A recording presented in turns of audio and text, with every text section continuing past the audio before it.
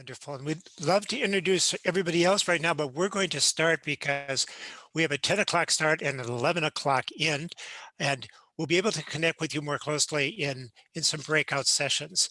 So I'm going to begin by having our panelists introduce themselves and why they're here. First, Don Draayer, former Superintendent of the Year, Minnesota Superintendent of the Year, National Superintendent of the Year. Don, why is this topic important to you? Because it talks about matters of the heart, and every subtopic in that array is very vital to leadership. And to introduce myself a bit further, I grew up on a vegetable farm in southern Minnesota, went to Bethel College for a couple of years, then University of Minnesota. And then I went what I thought was overseas because it was in Michigan. I had to cross Lake Michigan. In those days, that was a big deal. And ended up getting a master's degree at the University of Western Michigan University. Then went over to Japan. Finally did go overseas and teach military children, Air Force in Japan. And ended up deciding to go back to graduate school at Illinois. And then after some experience along the way as an elementary teacher, middle school teacher, high school teacher, central office and all that good stuff, I came back to Minnesota, superintendent in Minnetonka. And 24 years later, I moved over to the University of Minnesota, my alma mater, and did a lot of consulting after that. So that's more than enough. Thank you. And welcome. And Linda Madsen. So good morning, everyone. My name is Linda Madsen, and I spent my entire career in education in the Forest Lake School District, starting as a junior high teacher, was a mentor and curriculum coordinator, director of teaching and learning, and then spent the last 8 years as the superintendent of schools. Like Mike, I retired in 2017. And since then, it's interesting, as those of you that are retired know, what path you may take after that. And I currently find myself working full-time as the executive director of Lake Center for Youth and Families. And we focus on enrichment, intervention, and counseling in the Forest Lake area. And why these topics are important to me today and these principles are that they fit in all professional settings. They fit into education, but also in the work that I'm doing now in a nonprofit. It works for all of us as we consider what we do professionally. So very happy to be here with you. Thank you, Linda. And I'm Mike Lovett, starting my career teaching high school outside of New York City and finishing my full-time career as superintendent of the White Bear Lake area schools with many stops along the way. Over the last couple of years, as I've been working with graduate students and school district leaders, I've observed the challenges of living and working in a pandemic. Some of those on the screen right now, including Emily from Prague, Jen from Hastings, have been my students, and I've heard their stories in great detail. And what we found that was common is that in this time where we can't show empathy and compassion the way we normally have, and we've learned in a career, we really draw on reservoirs of trust and confidence. And the question is, how do you get that? How do you connect with people when we're working remotely? Now, some of you have worked remotely all the time. Others of you have been in person part of the time and remotely part of the time. Well, we've come up with our 10 principles, which we'll share with you briefly, some with stories, a couple of times asking you to share your stories with one another in breakout rooms. But we're planting seeds today, things that you can think about, we hope will work when you're remote and on Zoom or whatever platform, but will also work and get you into some habits that will work for your career. I'm going to begin now by sharing the screen. And you have this, I think Dave has posted it, so you'll all be able to look at it. And we'll push the right button. So we call it habits of the heart. And by an overview, these are practices that you can begin right now that will show empathy, that will show compassion and earn trust and confidence. And again, what you'll be able to do at the end is say, yes, this is something I can start today. These are things I can start this week. The first principle is listening to understand. Now we note that when somebody is talking to you, are you trying to solve the problem or genuinely listening? Most of us as administrators are trained to solve problems. And we know that we have 5 or 10 or 20 minutes with someone, and then we have the next thing we need to do. So it's easy for us to start trying to solve a problem before the speaker thinks that we're care enough to listen. One strategy I used is to think, why did this person come to me? And as a school superintendent, I figured that I'd learned very quickly that they'd already talked to a teacher, a principal, someone else, and they were convinced that no one cared enough to listen to what they had to say. So listening to understand, whether it takes 5 minutes, 10 minutes, sometimes 40 minutes, and then checking and summarizing. Don does this well. Is this why you've come to me? And they'll say, yes, finally someone understands. Or, no, no, no, you don't get it at all. But listening to understand needs to come first. Linda, what insight do you have on this? I would certainly agree with what you've said so far. And I think a lot of people come to us because they're looking for, it might be a last step. They're looking for an advocate, they're looking for a guide, they're looking for a problem solver, but to make sure that you understand what it is they actually need and want. Inviting them verbally to tell their story, even though they may have told it a number of times to a number of people. And for some of us who have been in districts for a long time, and I certainly was, as I mentioned, my whole career in Forest Lake, I sometimes had people that would come to me just because they knew me and they knew I wasn't going to necessarily solve the problem, but I could guide them to the right person very quickly. So really ascertaining at the beginning, why are people here? What is their story? And then sometimes asking them the question directly, what do you think is the next step? Or what do you want the next step to be from their perspective? It might not be what we end up doing, but it gives them some voice in telling the story and then thinking about what should come next. Thank you, Linda. And one thing to remember, when you need to return calls or you schedule time with someone, make sure you have enough time to listen as long as they need to talk. It's very awkward sometimes to make phone calls expecting it's going to be a quick phone call and realizing you have to do something in 5 or 10 minutes and then cut folks off. If you have your administrative or assistant or someone else, check into the calls and find out a little bit about what's going on. Sometimes that allows you to set aside more time, and that will pay off in so many ways. They'll know you care enough to spend the time they need to. This is related closely to our next one. Our principle is called go to the hurt. And Don, this was something that I'll just start with the story. Sometime after I left Minnetonka, you had retired. I heard from a superintendent in a neighboring school district that he was struggling with the school closing. The board had made the decision under his recommendation to close the school. He was dreading what to do. He didn't want to go to that school because he knew that everybody was mad at him, and rightly so. It was just a painful situation for him. He said, I called Don Draayer and I said, Don, what would you advise? And Don said, go to the hurt.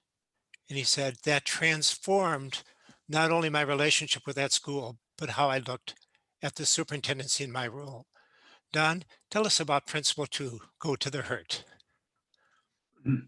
Well, I have to carry an image of a superintendent that a bit different than maybe some of you have had, but the shepherd role of a superintendent is what I think is optimum, because a shepherd does two things: concerns about the flock at large and about the individual member of the flock that might wander off or be in danger or not be following along the way they should. Going to the hurt has two aspects. For the one who's wandered off because they lost a loved one, or a child is ill, or they didn't get a promotion, or the school closed, those are very clearly hurt situations. And to be Johnny come too late to those situations kind of ruins an opportunity for your empathy to be shown in a direct way to the people who are hurting. And not only at that point, but some of those folks that you visit with, maybe only for a few minutes in a funeral home, or maybe in someone's home after a serious illness, put it on your calendar to check up again once or twice, maybe later on. And boy, do they appreciate that you're remembering them not only when they were in high focus, but remembering them as an individual. So that's one thing. And then in terms of the shepherd role for the flock, that's just boilerplate stuff. The flock is looking to us for leadership. And if we don't provide the right kind of leadership so they feel comfortable with what's going on, then they start getting nervous and fidgety, and they start talking, and there's a very difficult time settling that down later on. So I just wrote down here, do some wonderful long-range planning on budgets, on space, on a layoff possibility, of difficulties with the legislature. And I actually sent out a regular little page or page and a half of kind of an update on some of the bigger issues that we were working on ahead of time in order to try to take care of them. And what that does is give a sense of hope, which is another topic later on, because people are saying, we have strong leadership at the top who's willing to share with us, have us be a part of the action, and they are caring about my hurt, which is anxiety about the future and whether I'll have a job, or whether our district is going to be able to perform the way it has in the past. I think that's enough on that topic.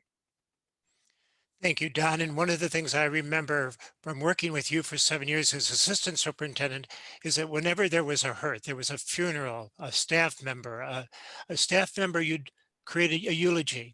If a student were killed, a parent, you were always present at the visitation and the funeral. You may be very comfortable being in the background, but you were present and you were paying attention. And that made a difference not only to the people that were hurting, but to everybody else in the community. Thank you, Mike. I did write actually several hundred obituaries for people, or actually remembrances for people who had died that I knew, because I've been in the district a long time. And if I didn't know that person, and sometimes they were kind of a new employee, then I had to go to other employees. But I wanted to be sort of first on line the next day after the announcement with this obituary. So I worked half the night sometimes putting an obituary together, because that was a major way of showing concern for that individual, and everybody saw it. And over the years, people said, we started collecting those that you wrote. And when they retired, they said, you were a good guy. That's all. And you knew us, and you supported us while we were in good times and in bad times. So that's the role of a leader, both for the flock at large, as well as for the individuals who run into some log jams along the way.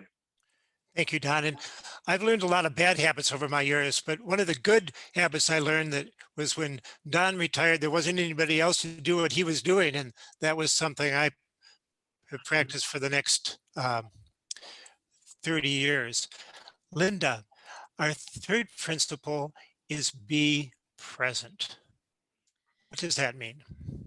So in being present, and as I thought about this, I thought about one of the decisions that I made when I became superintendent, and that was to get out into each school every month, and to each site, so including the bus garage, et cetera. And our school district was over 200 square miles. And there are some schools that it isn't like you'll just casually drive by that school and be able to stop in. So it had to be very purposeful.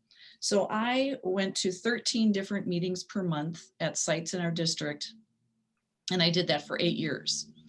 And I would say it's probably one of the best decisions I made. And it was, it allowed me to be present with that staff, to give them updates about if it was at this time of the year, perhaps budget reductions, what's happening in the legislature, successes of students, successes of staff. And I would have the same presentation for every site.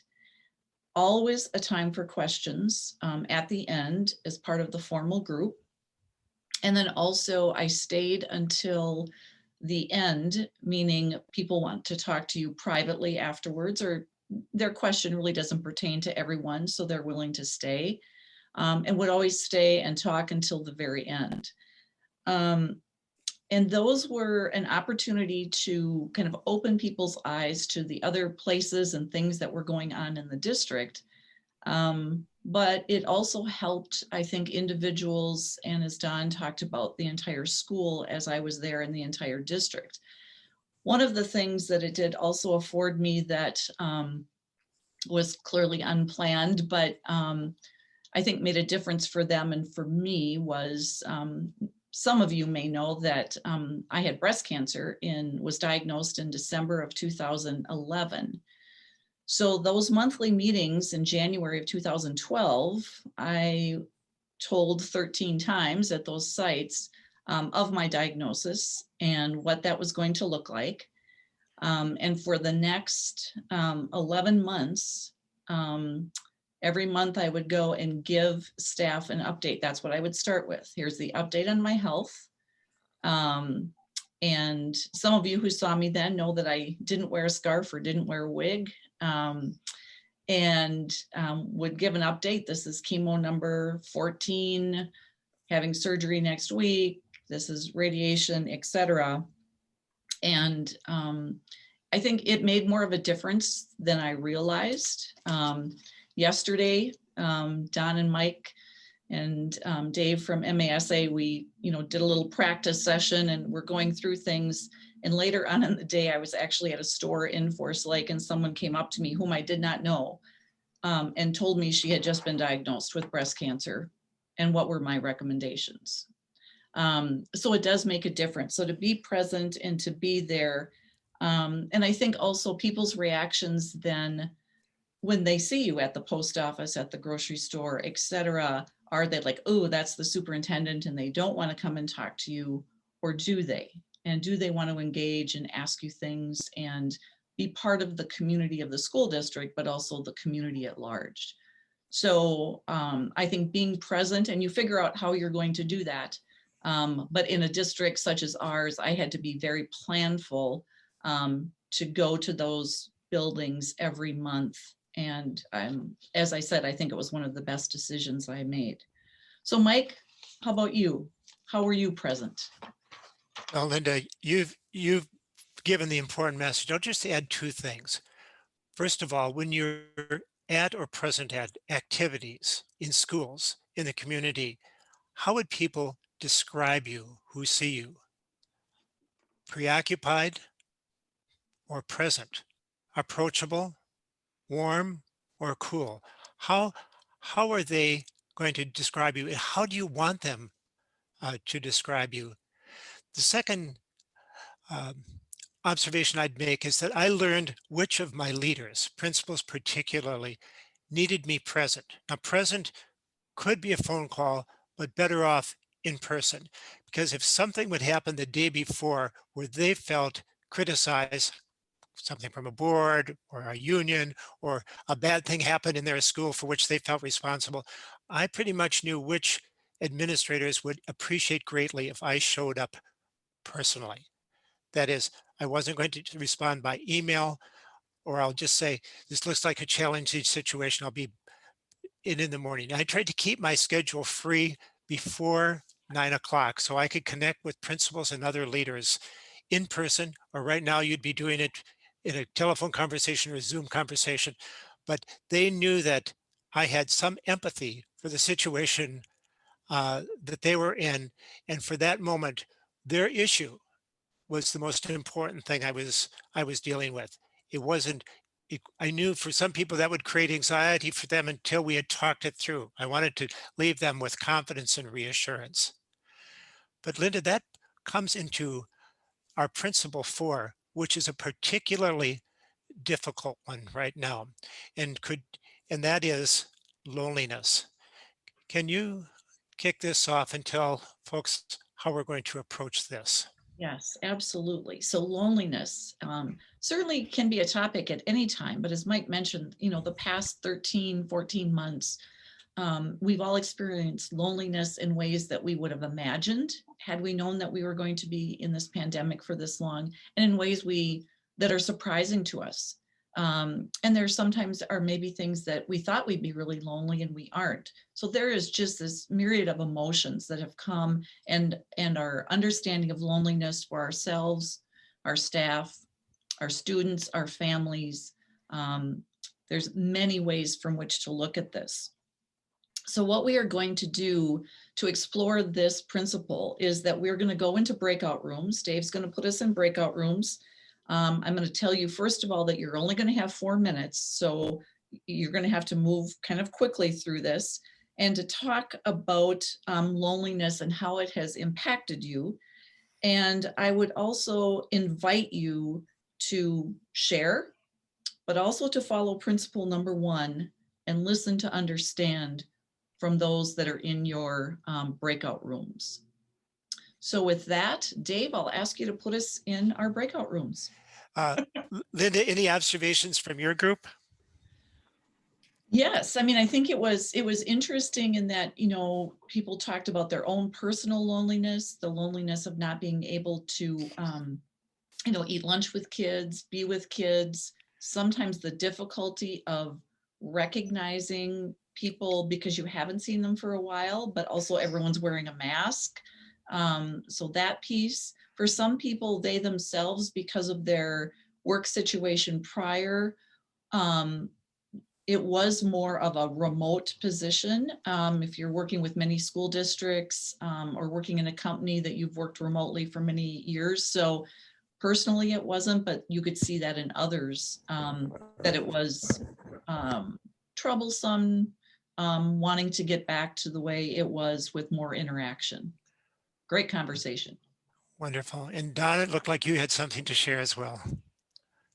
Well, when you move into more of a retired status, all the connections you had as a worker bee in a school setting changes. And I found myself, now that I'm doing more writing and talking on the phone, I just need to get out in the community and watch kids play. And I'll stand 16 feet away from them and chat, find out what their names are, what school they're going to, and so forth. And I found I had to manufacture an element of connectedness because the normal routes were closed off. And my wife said, "Oh, it's 4 o'clock. The kids are outside playing before supper. Are you going to go today?" And well, I just share that sometimes we have to take care of our own loneliness in ways that will help us feel more human. Because as we get bogged down in some of the details of our work, they can really grind you down, whether you have a pandemic or not. Thank you, Don. And I know so many of you shared, and we hope you keep sharing that network, that support group is so important right now. Our 5th principle is really in some ways very closely connected to this, and it's called personal notes. And I'd like you to think, if you would here just for a moment, of an example of a personal note you received from someone and why that was important for you. It could be from a colleague, perhaps from a student, from somebody else. It may have been a time when you were feeling low. It may have been a time when you were appreciating a note from congratulations. But my hunch is that all of us have something that we can remember, especially if you stop and think about it. Or you have a box someplace where you keep those notes that you couldn't throw away. And we'd like to think about the sending of the note and why that's important. The strategies for developing successful habit of writing personal notes. Now, if there weren't so many of you, you could tell us in those, but what I'd like you to do, just as we're starting here, is for that personal note you're thinking about, put in the chat who it was from, not by name, but from a student, from a supervisor, from a colleague. Just in the chat of the note you're thinking about that was especially meaningful to you, who is that note from? And just add that to the chat.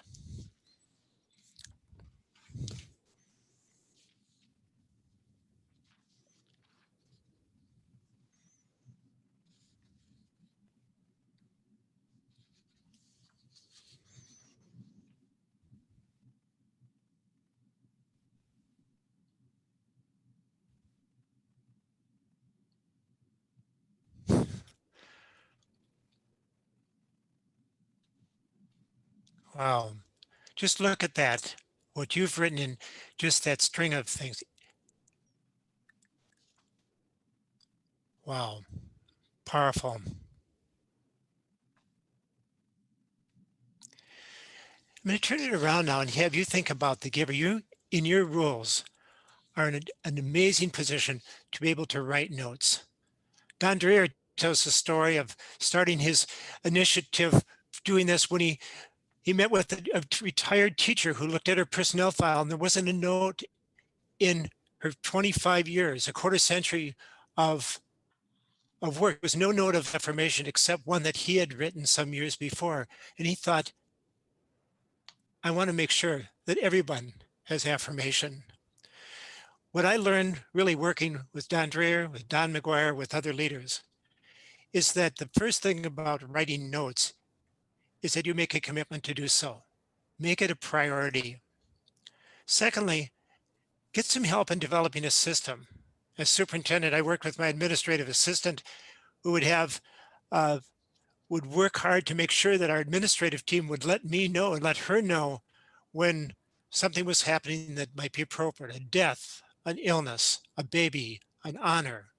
And she would keep the list of names and addresses for me in the event, the reason, and a supply of notes. Now, one of the things that was helpful is that we design notes, and Janet Switchkowski I know is on, and she would understand that if you have a communications person, work with that communications person to develop notes that may be personal for you.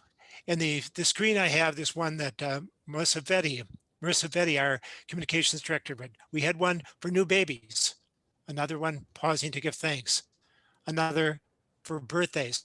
So the cards are there, the names are there. I found it important to write the addresses myself. I wanted people to recognize my handwriting. They didn't have to know that I might be writing 5 or 10 notes that day. All they know is that they received a personal note that was addressed by me to them, and it had a message in it. One of the things that is important, I think, for a school leader, when you visit a school district leader, when you visit the school, I always started with the principal. And you can do this either virtually or in person. Is there anything going on that I should know about? They'll pause and they'll say, yeah, I forgot to tell you that. And they'll tell you about a birth or an accident or an award that somebody's received. It would mean a lot to you if you knew about that. And that can be true if you're going to have a virtual staff meeting.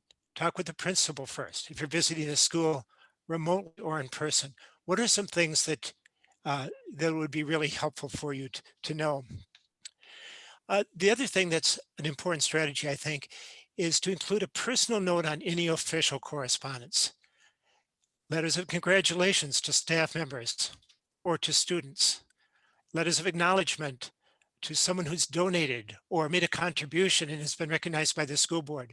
And I learned this from Don McGuire, who was a long-term superintendent in Lakeville school system when I worked with him at Intermediate District 917. I recognized that everything that went out from his office had a personal note in his small but very neat handwriting. It didn't have to be much, but it told whoever was receiving that it made a big difference. And I learned to do that. And as superintendent, as I've gone to open houses, I'm invited to open houses at graduation. So frequently I can find letters that I wrote, maybe 5 to 10 words on, but that's a letter that the students remember and is in a plastic laminated case. Like Don's story, we want to make sure that anyone we can touch by with a note has that note. And I'll finish with just one that Don Draayer doesn't even remember probably, but in my early 30s, when I worked at the Department of Education, I interviewed 5 different superintendents. I picked out people I thought that would be wonderful models for me in my career. Don Draayer was one of them. And after I retired here about 3 years ago, I was going through notes that I had saved. And I found one from Don Draayer that he had written to me after the conversation we had had at an MASA meeting by the swimming pool. And it was a personal note of affirmation and encouragement. And when a job as assistant superintendent opened up in his school district, he was the one I wanted to work for. So those notes are powerful, but try to develop a system with help from your administrative assistant, with help from someone who can design cards for you. So the only part you need to do is to do the writing. You don't have to do all the remembering. And when you've written it, you check it off. Don, you look like you really want to say something there. We tend to recognize who the power people are in our organization, and we need to stay in touch with them. But some of the real power in the organization are wearing a uniform that's blue, or at least in Minnetonka it was blue, because they were the custodians. And I did go to the principal's office. That's very good advice, and kind of catch up and kind of hone in on what needs to be done with the time that we have. But I always made it a point to look for the person pushing a broom or sitting on a machine that was sweeping the floors, or going to a basketball game and everybody goes home, and guess who puts the chairs away that the athletes sat on for that game? Well, it's the custodian.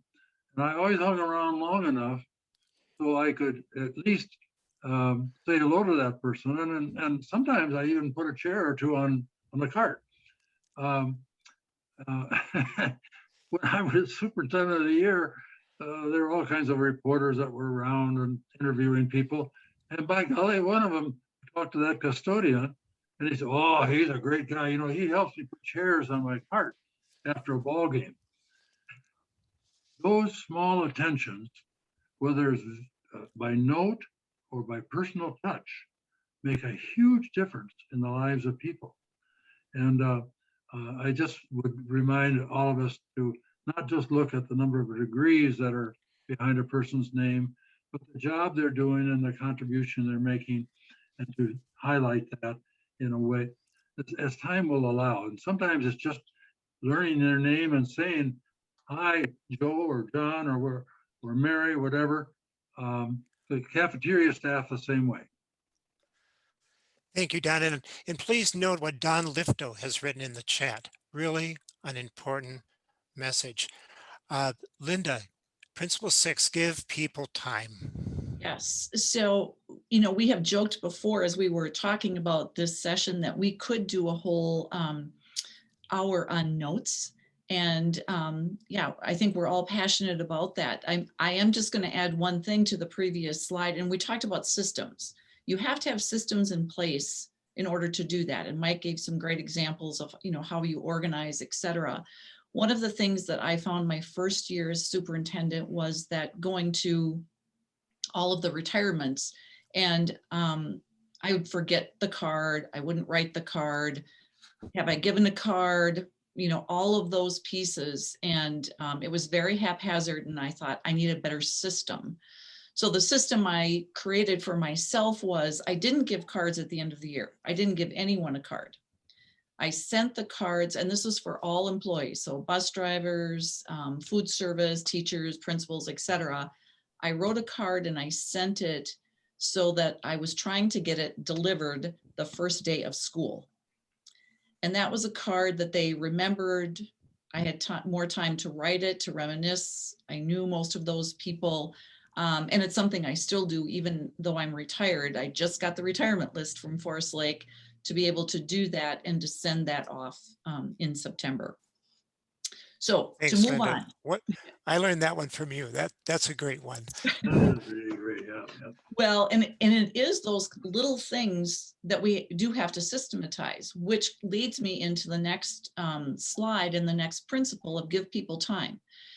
You have to figure out some sort of a system that respects your time as the superintendent, but also the time of others. Sounds very simple to do that. But with all of the demands that we have as leaders, who wants to talk to us, how you block off certain things, you know, you need to figure out, you know, your calendar. And again, these seem simple, but is it going to be a paper calendar or an electronic calendar? Who schedules for you? Do you schedule everything yourself? Do you have your admin assistant schedule? Or is it a combination?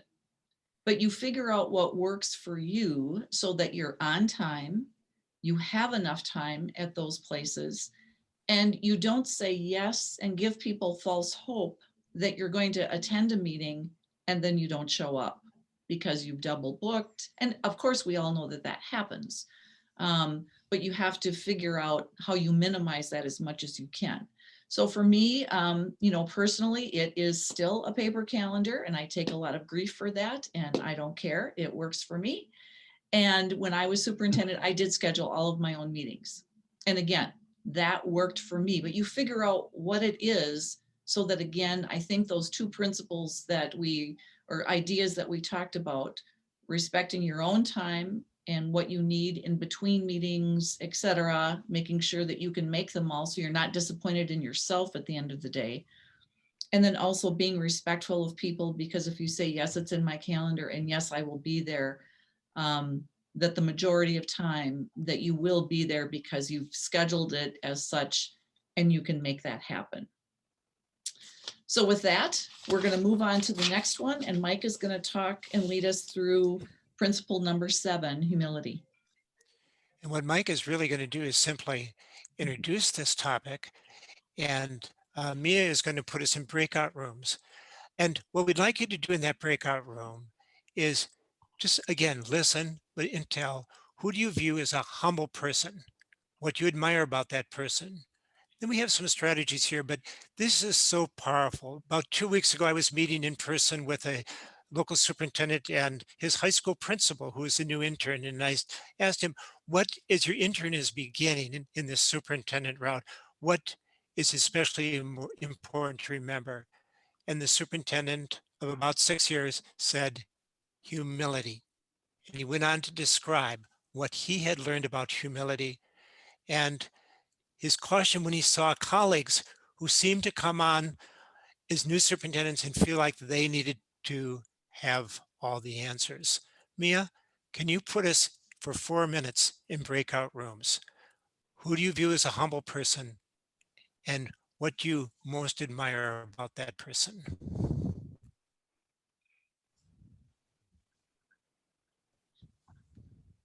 Welcome back, everyone. There's so much to be said about humility. Hope you had wonderful conversations on that. Linda, the next one, please take the lead. Renew your strength. What is this about? I think the next one, Mike, is 8, learn the names. Learn those names. Maybe that's one that I'm supposed to do, actually. And I'm gonna share, again, just with the note, can you recall a time when you were surprised and encouraged or honored when somebody knew your name? And and again, in the chat, if you would, just write down not what they were, but the role that that person was in.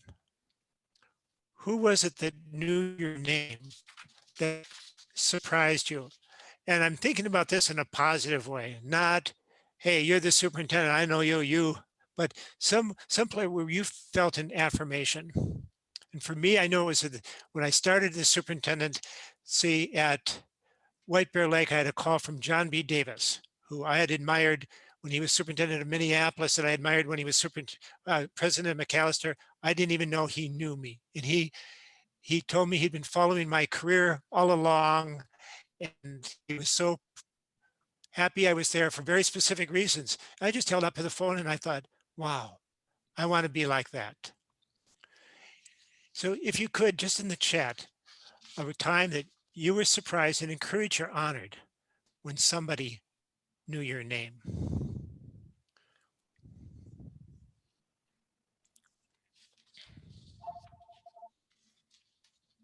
Okay, Shannon, a student. You never know who chooses you with students. Janet, wonderful. Yep. So, David.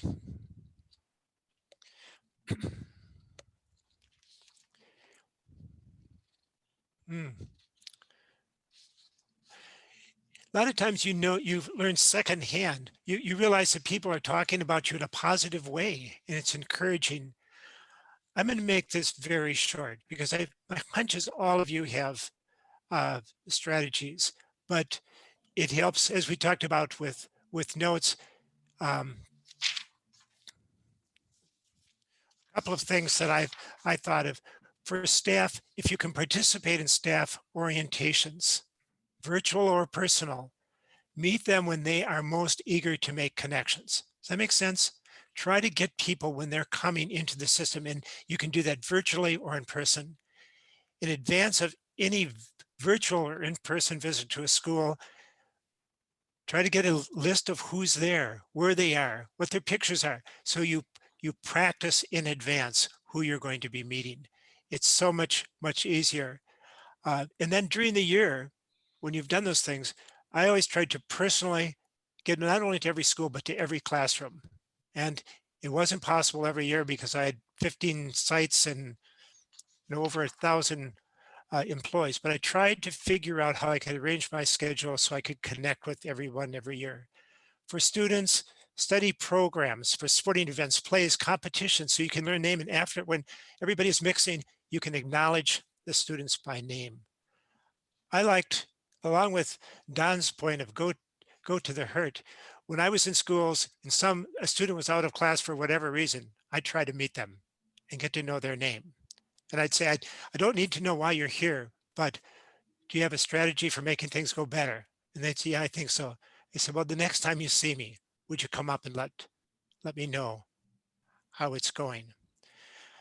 Finally, my magic strategy telling you here is a 3x5 note card. And my administrative team in White Bear Lake certainly knew this. And when I would meet a student or a staff member, after having met them, I would simply write down their name and what I remembered. And at the end of every day, I would go over that. We don't remember things unless we stop and reflect. And remember, with names, you're not just getting to know a name, you're getting to know a person. And by using their name the next time you see them or remembering something about them, that's a confirmation of your care and your commitment. Linda, Principle 9, renew your strength. So principle number 9 about renewing your strength and kind of knowing your why, that you are in the position, what are your priorities and how do you stay focused on them?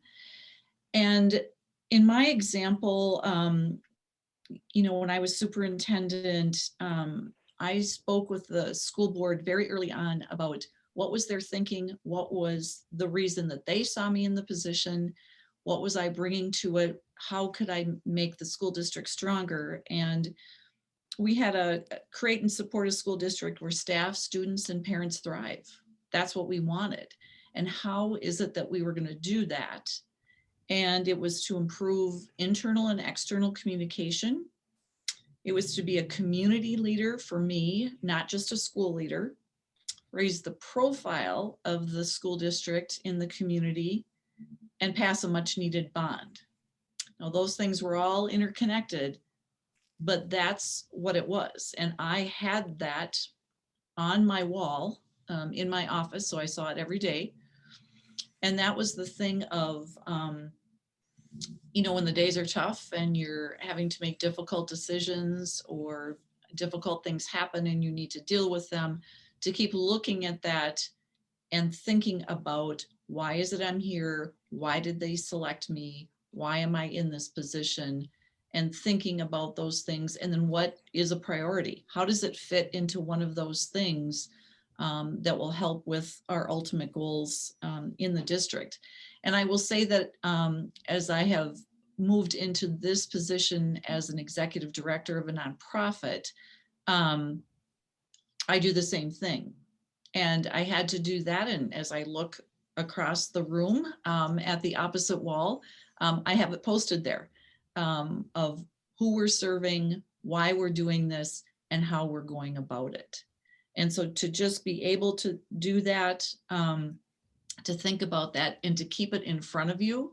And I did physically keep it in front of me by putting that, you know, you can use it on a Post-it note on your computer. It can be on your wall with a poster, you know, whatever it might be, but keeping that focus, because so many things come at you and all of them can really zap your strength and your focus and your path. And so you really need to keep that, thinking about that, keeping that bigger picture, and knowing also then the details that move into that so that you can actually implement. With that, I'm going to move on to, or have Mike and Don move on to principle number 10. Don Draayer, Principle 10, give hope. You've said the most important gift a superintendent can offer those who serve is hope. Tell us more about what you mean by that. Okay. I grew up on an onion farm in southern Minnesota. And every time I went to school, particularly high school, everybody knew where I was coming from, because our little village was a Dutch community raising vegetables, a lot of onion. And I come home, complain about it. And my grandfather was a wise man. He said, well, you know, you're just not looking at this the right way. You know, we are onion farmers, but what we really are, we're in the food business. We're feeding the world. It was an opposite side of the way I was looking at things, you see. And so we think of education as teaching and learning, which is obviously our centerpiece of our existence, teaching and learning. But what is the alternative word that represents our industry? That word is hope. Because people, believe it or not, people who don't even have kids in school are paying taxes so other kids can get an education. And what's driving this? Well, we want hope not only for our own children, but for other people's children. That's the way humanity, when it's working right, gets things done. Well, I made a little list here of hope is generated by small degrees, not decrees. It's done in these kinds of steps.